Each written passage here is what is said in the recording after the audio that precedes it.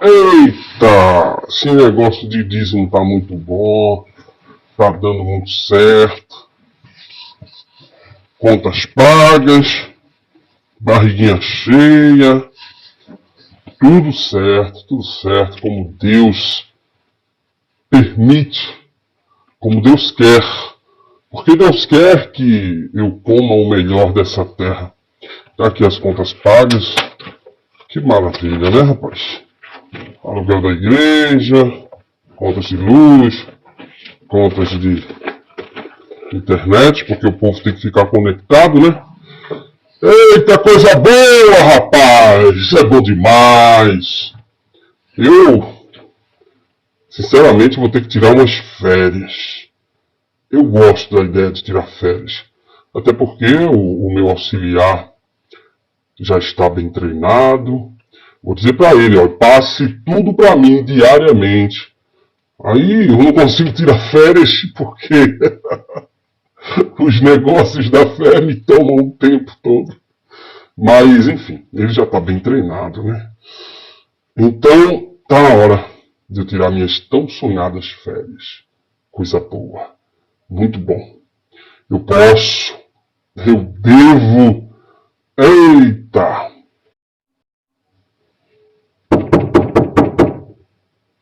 É o quê? Rapaz, quem será? Quem será que bate? Deixa eu ver na minha agenda.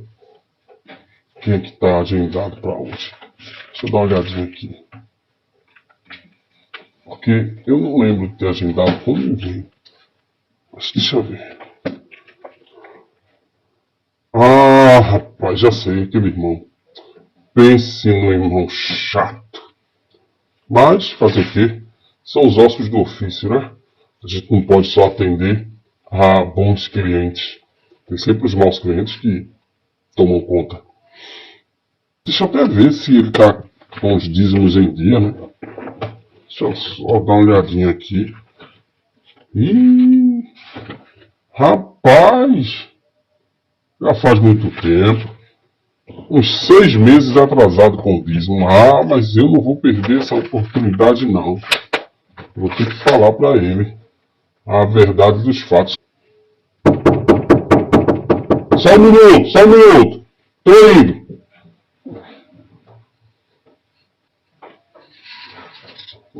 Esse pessoal a gente tem que tratar com muita calma, com muita paciência. Olá, meu irmãozinho. Bom dia. Tudo bem? Oi, pastor. A paz do Senhor. Tudo bem? Preciso falar com o senhor. É rápido, eu prometo. Pode entrar. Entra. Tá certo, pastor. Obrigado. Senta ali, ó. Ali.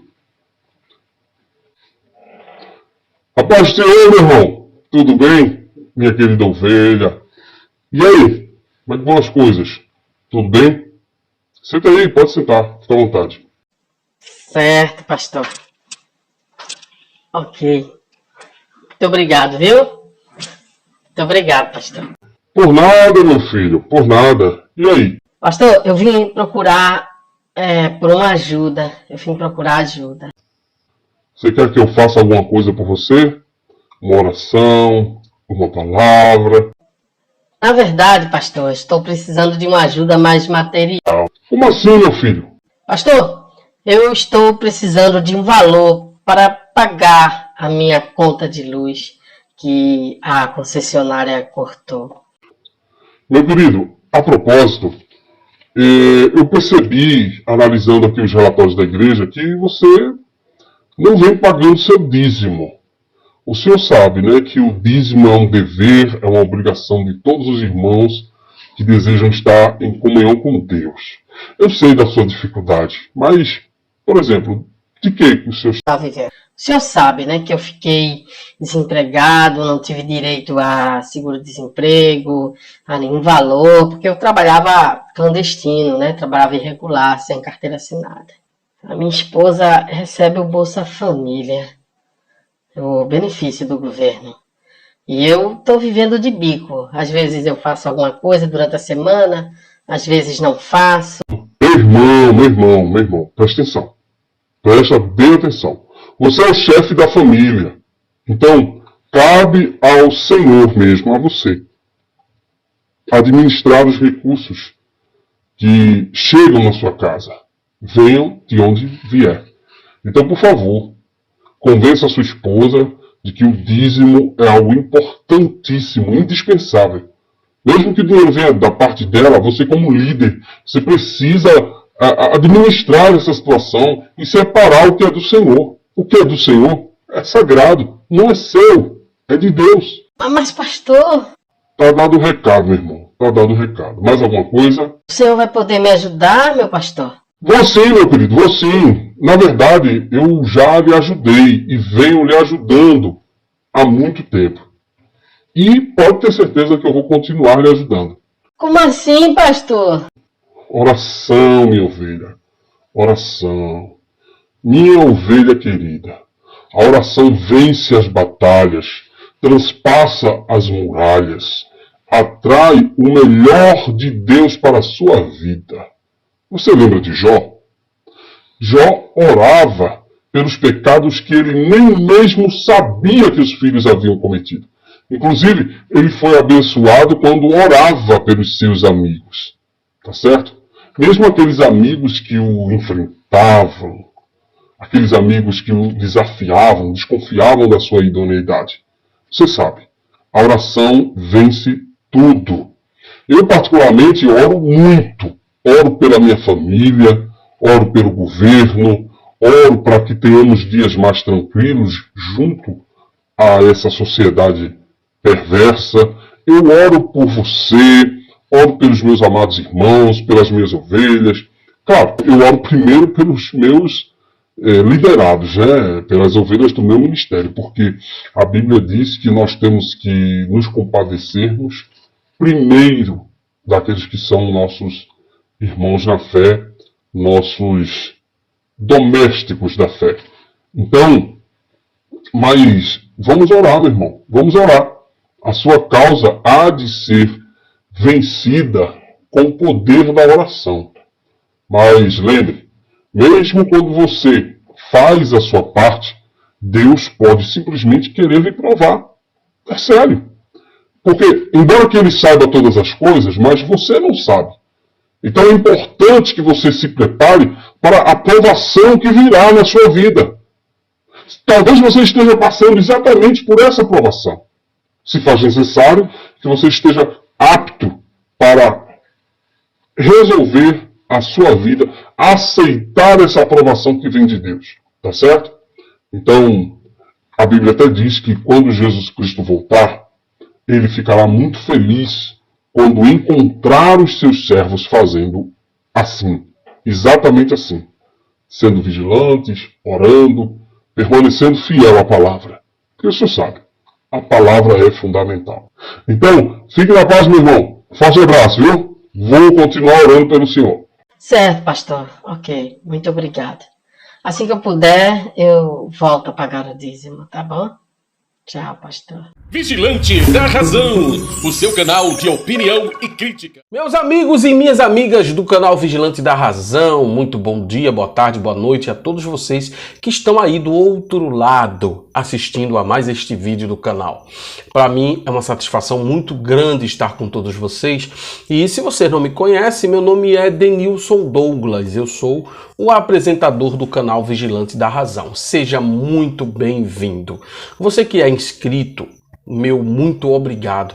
Você que está nos 27 estados da Federação Brasileira e no Distrito Federal, receba meu caloroso abraço. Se você está, por um acaso, fora do Brasil, também saiba que você é muito bem-vindo ao canal Vigilante da Razão. Isso mesmo. E claro, você de repente caiu aqui de paraquedas, não sabe do que se trata este canal, está chegando agora, seja muito bem-vindo. Saiba que este canal é um canal que trata sobre diversos assuntos. Assuntos que dizem respeito à religião, à política, a agnosticismo, ateísmo, diversos assuntos para deixar você sempre muito bem informado e fugindo um pouco daquela concepção do senso comum. Por exemplo, no vídeo de hoje, quero tratar sobre a pessoa que muitos acreditam que é uma pessoa real, que realmente existiu. A pessoa do Jó, da Bíblia. Algumas outras pessoas acreditam que apenas é um relato poético, é uma história, é como um romance, é como uma epopeia, um drama, um escrito que alguém faz para tentar ensinar alguma coisa a alguém.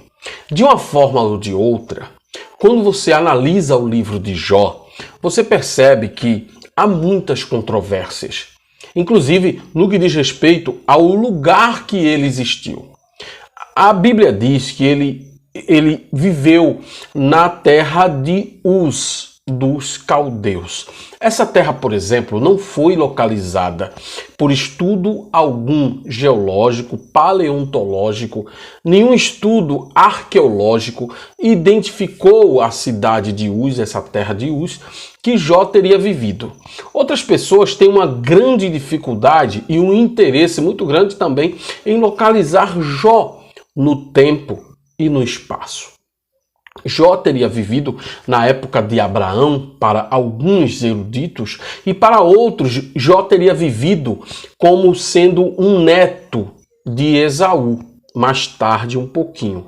De uma forma ou de outra, os ensinamentos que o livro de Jó nos traz para os dias de hoje são bastante controversos. Eu acho que a grande questão do livro de Jó é exatamente quando nós analisamos o caráter de Deus.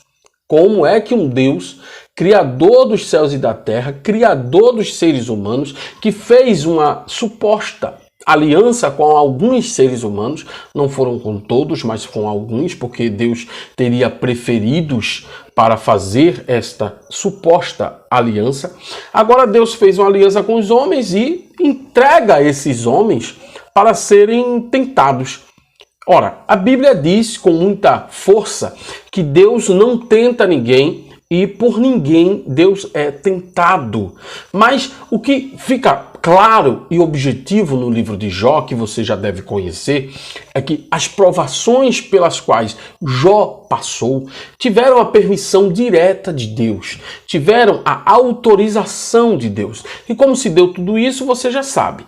Quando os filhos de Deus se reuniram, vieram apresentar-se a Deus, onde? No céu, só pode ser no céu. Satanás veio junto e comentou, respondendo a uma pergunta do próprio Deus, que vinha de passear pela Terra e ver como estava funcionando o planeta Terra e, supostamente, as pessoas também desse mesmo planeta Terra.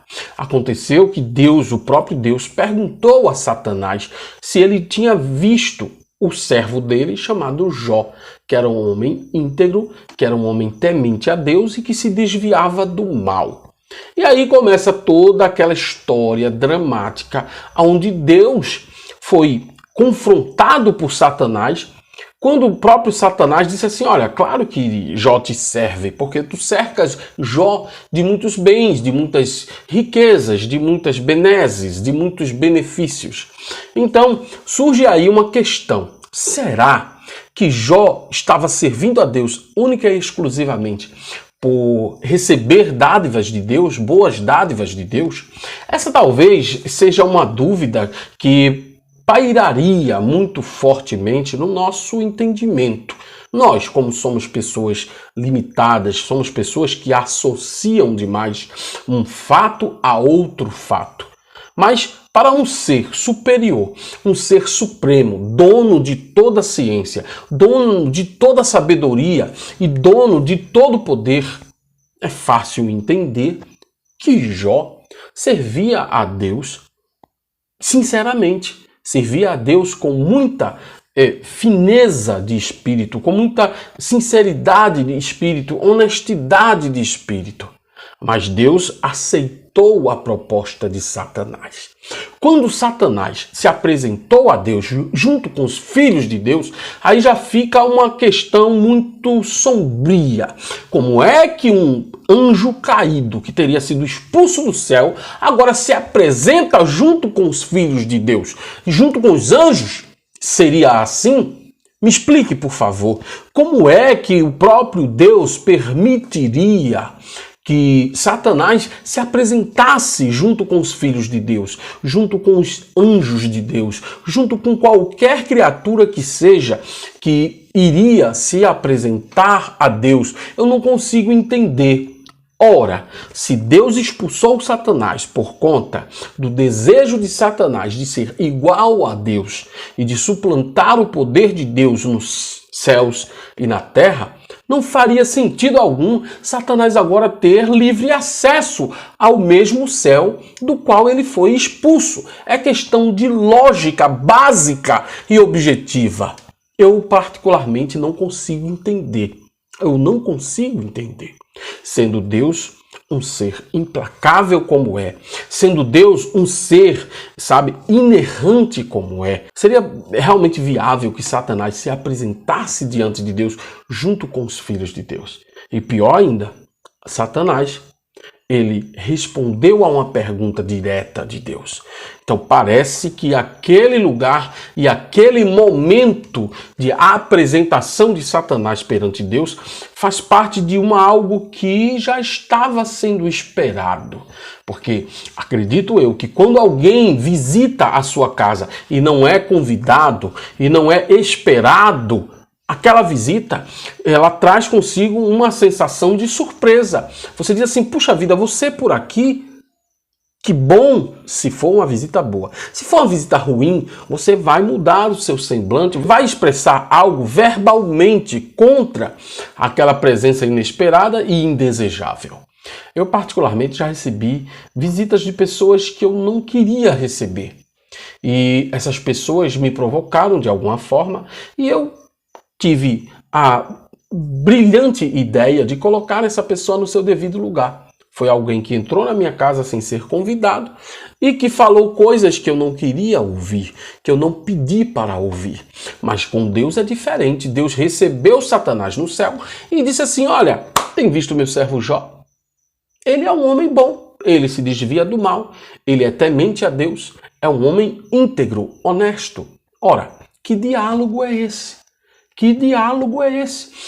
Mas algumas pessoas chegam a dizer, Deus cria regras e ele pode quebrar as próprias regras. É muito comum as pessoas dizerem isso, que Deus, por exemplo, cria um decreto, cria uma lei, cria uma regra e ele mesmo pode quebrar a própria regra. Eu sei, eu entendo. É muito arbitrário, mas é característica de um Deus que foi idealizado na mente de pessoas doentias, que acham então que as coisas podem acontecer da maneira que nós esperamos que aconteça e também de maneiras que nós não esperamos que aconteça. É como alguém que diz que vai comparecer a uma reunião, mas que pode não aparecer. Essa pessoa tem plena autoridade e autonomia para aparecer ou não aparecer, para comparecer ou não comparecer, porque ela está acima das convenções, acima de todas as situações que possam constrangê-lo a participar de algo que ele não quer ou que ele não tem condições de participar. Eu particularmente já presenciei um empregador dizer assim, eu vou participar da reunião, mas eu não vou ficar até o final. Eu vou sair antes do final, porque eu tenho outra reunião. Esse é o comportamento de alguém que tem autoridade, autonomia. Mas no caso de Deus, ele permitiu que Satanás se apresentasse a ele, permitiu que Satanás o confrontasse, permitiu que Satanás o desafiasse e aceitou o desafio. Eu costumo dizer que a história de Jó retrata, nos faz lembrar de uma aposta com a qual Satanás provocou Deus, Deus aceitou, ou seja, Deus participou dessa aposta com Satanás sobre a integridade de Jó. Isso É uma coisa inadmissível para um Deus todo-poderoso. Ele não pode se sujeitar ao seu arqui-inimigo. Ele não pode entrar em concordância com o seu arqui-inimigo. Mas eu sei o que você vai dizer. Você vai dizer o que muitos dizem, que Satanás é apenas um contínuo de Deus. Eu já ouvi pessoas dizerem mesmo que Satanás seria um serviçal de Deus. Outras pessoas já me disseram que Satanás era um Rottweiler preso numa coleira e que Deus estaria segurando essa coleira do Rottweiler. Bem, se você analisar por aí, então você não vai de maneira alguma acreditar que Deus, por exemplo, criou o inferno para Satanás e seus anjos. Que Deus criou a terra, colocou os seres humanos na terra, e agora Satanás foi expulso do céu para a terra. Se você é expulso de um lugar, e sendo você uma pessoa realmente rigorosa nas suas doutrinas, nos seus regulamentos, nas suas leis, nas suas normas, eu já vi pais dizerem assim para os filhos: olha, se você fumar cigarro, você não entra aqui mais. Se você se afastar da igreja, você não pisa aqui mais.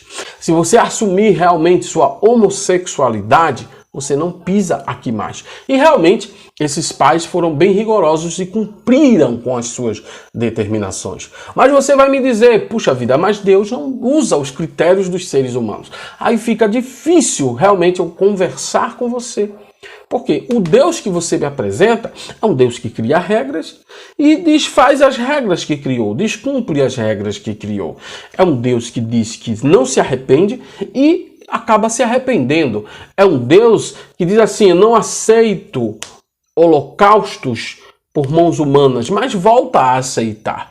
É um Deus que diz assim: eu não habito em templos feitos por mãos humanas, mas habita e incentiva a construção de um templo e passa todas as determinações legais para que esse templo seja construído. Então eu não consigo compreender e, sinceramente, não dá para adorar um Deus assim. Sinto muito, não dá, não tem condições. Voltando à questão de Jó. Todas as aflições às quais Jó foi submetido tiveram a permissão de Deus. Eu, sinceramente, eu tenho muita dificuldade de aceitar um Deus amoroso que permite que o seu filho, que é temente a ele, que é obediente a ele, que ora a ele, se sujeite a um sofrimento tão terrível como o que Jó teria passado. Se a história de Jó não fosse apenas um mito, uma poesia, uma história com alegorias para serem seguidas, para serem consideradas, eu diria que esse Deus é um Deus sádico. Você sabe uma pessoa sádica? Aquela pessoa que tem prazer no sofrimento alheio.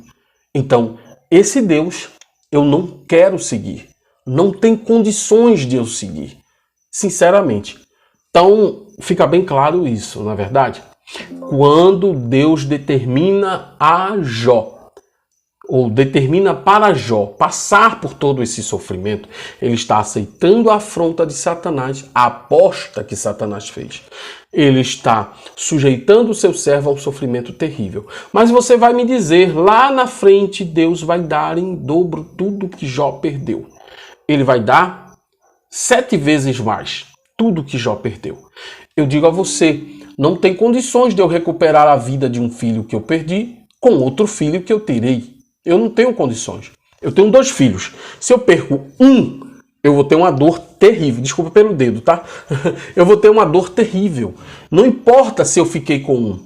Não importa se um dia eu terei outros filhos. Mas eu perdi um filho que é único, que é primordial, que é essencial, que é importante para mim. Então não tem condições de eu trabalhar com uma substituição de filhos. Da mesma forma que eu não tenho condições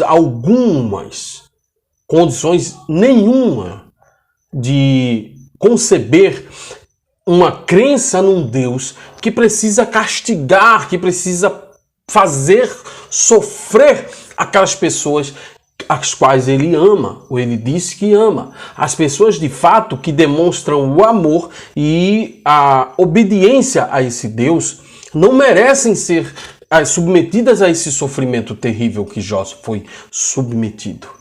Do mesmo jeito que eu não tenho condições de conceber um Deus que submete o seu servo a um tão grande sofrimento para simplesmente comprovar a um arqui-inimigo que este servo serve sinceramente. Eu acho que Deus teria muitas outras formas de comprovar e de provar que Jó era uma pessoa sincera e honesta, a não ser o sofrimento. Ele teria muitas outras formas. Mas você vai me dizer, Deus trata o sofrimento humano de forma misteriosa. Você não consegue entender o porquê de Deus submeter a pessoa a um sofrimento terrível, como o que Jó passou. Aí, meu amigo, minha amiga, eu não vou querer acreditar nesse Deus cruel, sanguinário, indolente, insensível. Eu não vou querer acreditar, eu não vou querer servir, muito menos a um Deus que sente prazer em me submeter ao sofrimento. Não, de maneira alguma. Aí você pode até me dizer, Jesus Cristo passou por diversas dores, maiores dores que qualquer mortal teria passado, ou passaria, ou passará na face da terra. Jesus passou. Jesus era 100% Deus também, não é? Segundo a crença da Santíssima Trindade. 100% Deus, 100% homem. Ai, meus amigos e minhas amigas, não tem condições. Não tem condições. Os especialistas já dizem, não há explicação para Deus submeter a pessoa ao sofrimento. Esses dias eu estava ouvindo um pastor presbiteriano pregar o seguinte, que Deus não dá explicações aos seres humanos e nem dará. E mais, Deus, ele submete o ser humano ao sofrimento e não tem uma explicação. Puxa vida, que Deus dissimulado é esse? Eu não consigo crer mais num Deus desse. Eu não consigo servir a um Deus desse. Não tem condições. Então, fica aqui a dica. Se você pensar em utilizar a história de Jó como forma de exemplo do bom serviço a um Deus sádico, não me venha com essa história não. Porque simplesmente eu vou ignorar e vou dizer que eu sou melhor do que o seu Deus. Até mais, pessoal.